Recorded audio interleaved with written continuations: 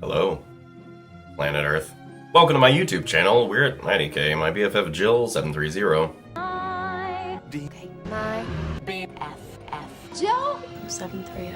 I'm Preston L. Young, wishing you warm salutations and congratulations, as always. You've made your way to the Buffington Post. You are invited! So this week we got a double whammy. We got Buffy the Vampire Slayer Season 11, Issue number 4, as well as Angel Season 11, Issue number 2. I will be covering Angel tomorrow, but today it's time to talk about Buffy the Vampire Slayer Season 11, Issue number 4. It's Desperate Times. And I don't have a copy to show you because my Capital City Comics did not have it today. The shipping order was wrong. Quality Comics didn't have it today because when they received their shipment, the Buffies were literally bent in half and they could not sell them. And Books A Million waits until like a week later to get their comic shipments in where I live. I had to go digital, so I don't have one to actually show you. But so, before we get into it, Previously on Buffy the Vampire Slayer. Harmony exposed vampires, demons, and the whole magical shebang to humans back in Season 8, and humans were pretty much on the up and up with the magical community until recently. Some way, somehow, a dragon came into San Francisco, where Buffy and the Scoobies are now living, and it brought with it a tsunami that killed thousands of lives, and America didn't have a great response to that. And so in damage control, basically, the US government is rounding up all of the demons and witches and basically just magical beings, whether you're a fairy or a vampire, and they are putting them into these not-an-internment camps that they're calling safe zones. One way that they're doing this is they are actually employing slayers to work for the government in order to basically round up these demons and fairies and all the other magical beings to put them in the safe zones. We're rounding them up. And last month we saw that Willow, Spike, and Buffy were all going into the not-an-internment camp. Xander, Giles, and Dawn are all safely back at home in San Francisco, but Buffy, Spike, and Willow are currently being held in the safe zone. and so without further ado, let's jump into Buffy the Vampire Slayer Season 11, Issue number 4. It's Desperate Times. Here we go. Here we go. So the issue opens up on Buffy and Spike, and Buffy is encouraging Spike to basically bite her because there are these rations that are given out in the safe zone for vampires, like rations of blood, but they are supposed to last for a whole week and there's not a whole lot of them. And basically Buffy is inviting Spike to bite her for sustenance. It's awkward and painful, etc.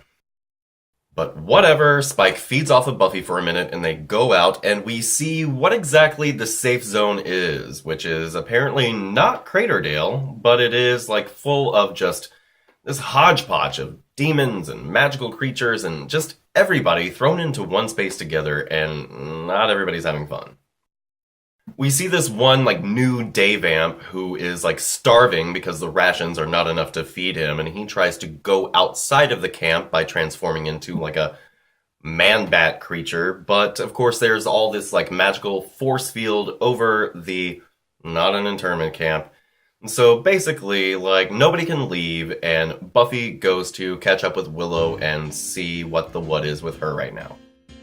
So Willow is teaching Calliope, the Wiccan that she got, like, all involved with magic, how to, like, conjure fire, and they seem to be a little, like, super flirty. So we find out that there's this ogre who has, like, this band of demons in the not an internment camp, who's basically trying to bully people out of their rations so as to protect them in the internment camp. That's not an internment camp, it's just safe zone. And Buffy does not like that. She doesn't like seeing these lesser beings being bullied by these super powerful ones, and so she steps in and handles that shit. But Buffy almost got her ass totally kicked because she's been feeding Spike her blood just recently, and she's kind of out of it, and when she tries to talk to Willow about it, basically Willow is saying, you can't keep feeding Spike like this, because in here, if you're not at your top strength, these demons are gonna probably fucking kill you. So after the fight, Spike gets his rations, and about a week later, we pick up with Buffy, and she's going to have a phone call with Dawn, and from Dawn we find out that things on the outside are, like, getting back to normal, but they're also pretty weird because, like, basically all of the humans are super glad that, you know, their kind are no longer around in the real world. And we find out that Xander, in his defense of Wiccans, has gotten into, like, 3 fights with people, And we also find out that the lawyers that they've employed to kind of help Buffy can't get Buffy out right now, but the safe zones are only temporary, and it could be like less than a year before Buffy gets out, but really we don't know when she's going to get out. Dawn is just like, meh. So while Buffy is on the phone with Dawn, there is this demon who is basically speaking out, like calling to action everybody in the internment camp, the safe zone, because like they're not all being treated the way that they need to be treated. They all have special needs. They're not all from the same like hell dimension. And the situation is really bad and the circumstances are really bad. And basically Buffy can't ignore this and she cuts her phone call short to go and defend this demon guy, because basically the ogre and his whole crew of like prison gang are trying to beat up this demon guy. So Buffy goes in trying to defend this demon guy's honor or whatever, and she starts like handling it. Well then, all of a sudden, Buffy's not quite handling it. Spike hears that the Slayer is in a fight, and he has just finished like the very last of his week-long rations, which are, by the way, not a lot, and so he goes running off to defend Buffy even though the sun has not really set yet, which is like, hey, honorable. So basically, Spike comes into this fight, and he goes hard as a motherfucker. He's flipping this demon, killing this demon, and then he grabs this Cyclops guy and just starts eating him and like taking all of his blood, and he's going crazy. Buffy gets Spike out of the fray and she's like, hey dude, you almost totally lost it out there. You've got to let me know when you're starving because I can feed you. And Spike doesn't want to like feed off of Buffy, but she says it's necessary because if you lose your cool in here, you might attack a guard, you might attack one of the Slayers, and they'll fucking dust you. But he says, you know, there's no like other plan. There's no way that I can live off of these rations, and there's no way that I can keep from starving unless you've got a better idea. And so Buffy goes to talk to Jordan and the other Slayer who are outside of the camp that are like the camp guards, and she says, look, I'm not going to sit here and like be a guard like you guys. I'm not going to stand up for this thing I don't believe in. But I will, on the inside, be a trustee so that I can get extra rations for Spike. And so Buffy comes back in and sees Spike, and Spike is like, oh, I see what you did there. And Buffy is a prison trustee now. And that's how we end the issue. Georges Genty is back. Oh, I really love Georges Genty's interpretation of Buffy.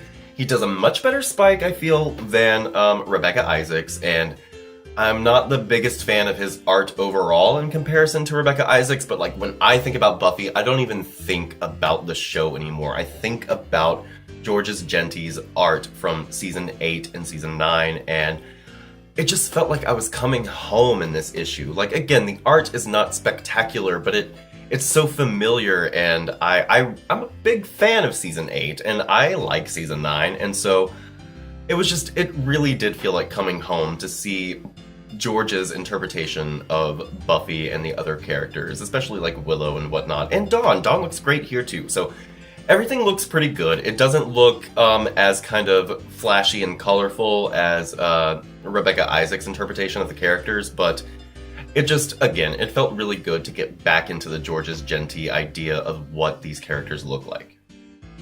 And so in this issue, we have a few things going on. We have Willow, who is kind of flirting with Calliope, even though she insists that it's not flirting because Calliope has somebody waiting for her outside at home. But, you know, the thing about it is, like, they're all stuck in this kind of prison system, and when you're in prison, like, maybe your romantic leanings change a little bit. And they are all in this like super dire circumstance, and so it's on the one hand kind of nice to see Willow connecting with Calliope, but at the same time it's sad at the same, because, you know, they're just kind of stuck together, and you will kind of develop feelings for the people that you're just kind of stuck with. And so it's not great, but at the same time, it's nice that Willow is finding people that she can kind of lean on in this situation. And I've always really liked the way that Georges Genti draws Willow, and so it was really nice. And he puts these like mannerisms into the characters that are really fun, like especially with Willow. Like I'm looking at the scene right now where she's kind of like pulling her hair back.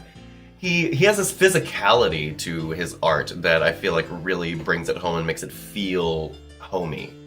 We have no Xander, we have no Giles, but we do have Dawn, who also looks good. I really like his interpretation of Dawn as well.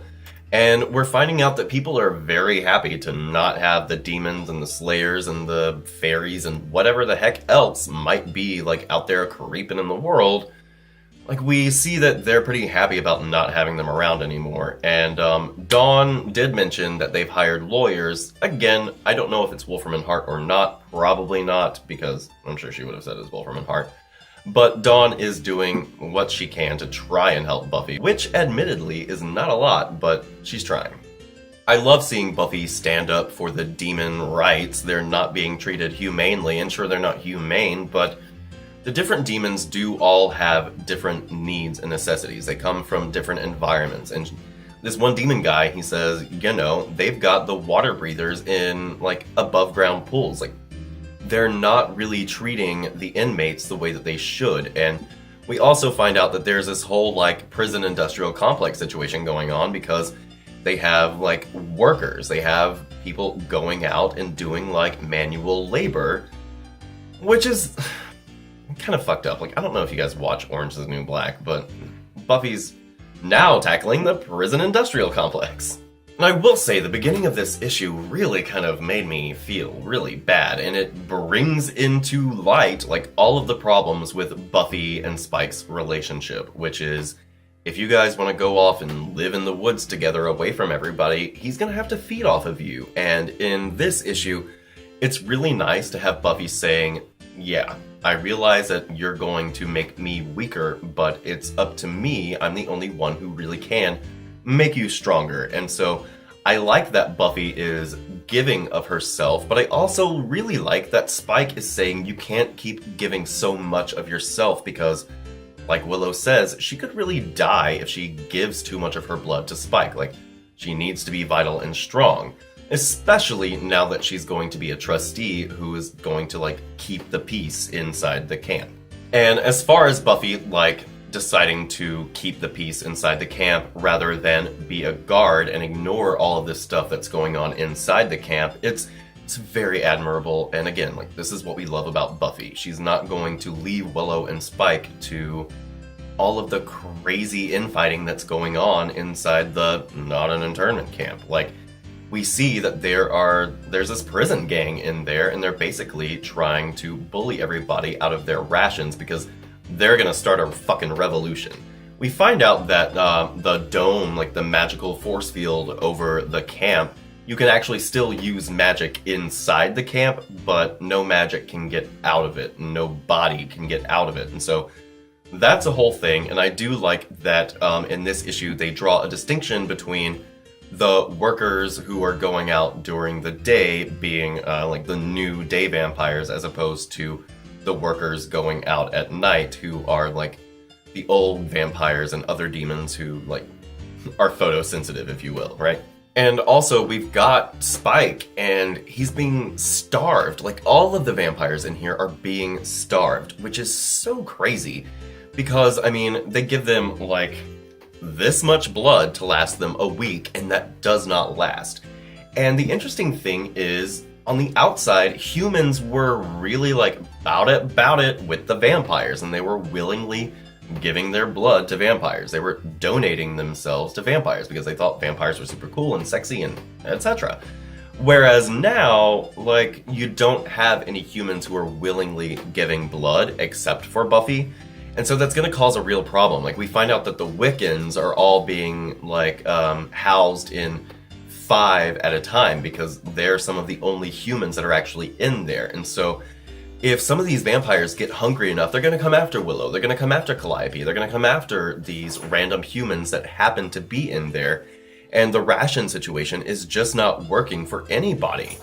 And so, like, on the one hand, it's really admirable of Buffy to go and become a trustee in order to get more rations for Spike, but there are all of these other vampires and other demons who just are not going to be treated as well as Spike will be with Buffy's extra rations. And so there's so many factors going on here, and we have Buffy at the end saying, my aptitude test did say I should be in law enforcement, and here she's not going to be like a cop, if you will, but she's going to maintain order within the camp, and she's not, again, going to take the easy way out. And so what this is going to do for the Buffy character is allow for her to, like, and I meant to say in the last issue, they make a deal about Buffy wearing a hoodie, which goes back to the whole Trayvon Martin thing and everything else. And so to have Buffy go from being the one who's in the hoodie and being attacked to being the one with a badge and with her scythe saying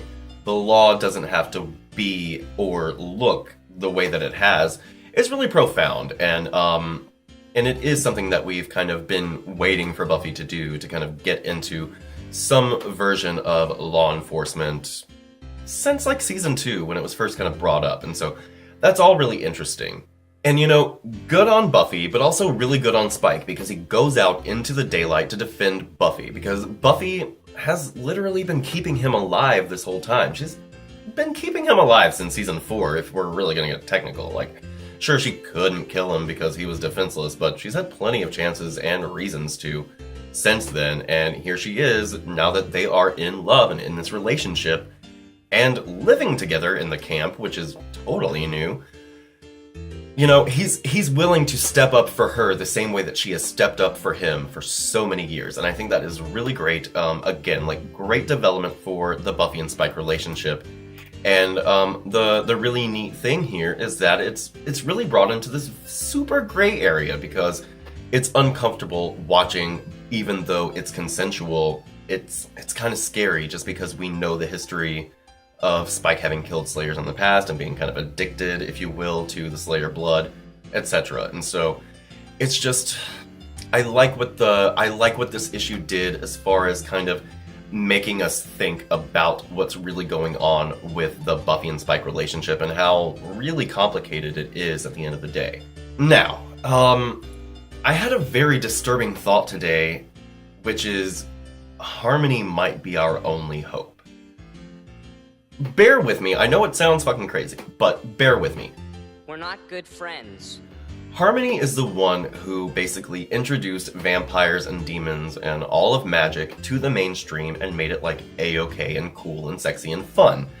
And so since we know that Harmony is out of the country, I'm thinking that Harmony might be the only way to kind of wake up the United States. If she, from another country, can kind of grow advocacy for vampire and demon rights and kind of put a spotlight on the issue here, which is that this is wrong and nobody wants to be in this camp, whether you're Buffy, whether you're Willow, whether you're Spike, whether you're Trevor, the new day vamp guy who tries to escape. Like, it's not good for anyone. And honestly, Harmony and the sway that she has over pop culture and media might be the only way that we can really see any kind of real change come out of this. And I know it doesn't sound great and it sounds pretty shitty, but Harmony really might be our last hope to kind of bring things together. Now, like I said, it looks like we're not in Craterdale because nobody mentions the idea that we are in Craterdale, so there goes that. I was really excited about Megan's thought that we were in Craterdale, but it doesn't look like we actually are.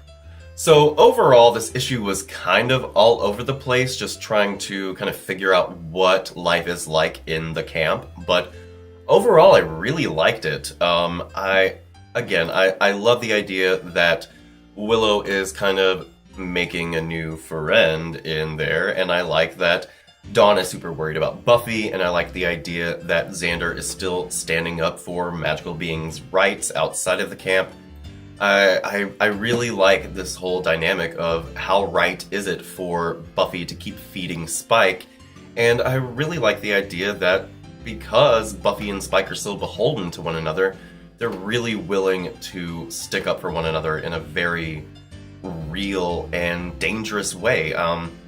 As far as the emotional stakes of this, I really enjoyed it. The The plot, I'm not sure where it's going to go, but we do end with Buffy, as a few of us had predicted, kind of being a peacekeeper within the camps, and so I'm excited to see where that all goes. I'm going to do much like I did last month and just wait a few days, let all of this marinate, and then do a separate video on predictions. And so let me know if you guys like that format. I find that it's easier for me to kind of digest and think for a moment instead of just giving you my initial thoughts and then jumping into predictions. Now, tomorrow I will go into Angel Season 11, Issue number 2, which is another issue, spoiler alert, that's kind of like, what the fuck are we doing with Angel Season 11? But we'll save that for tomorrow.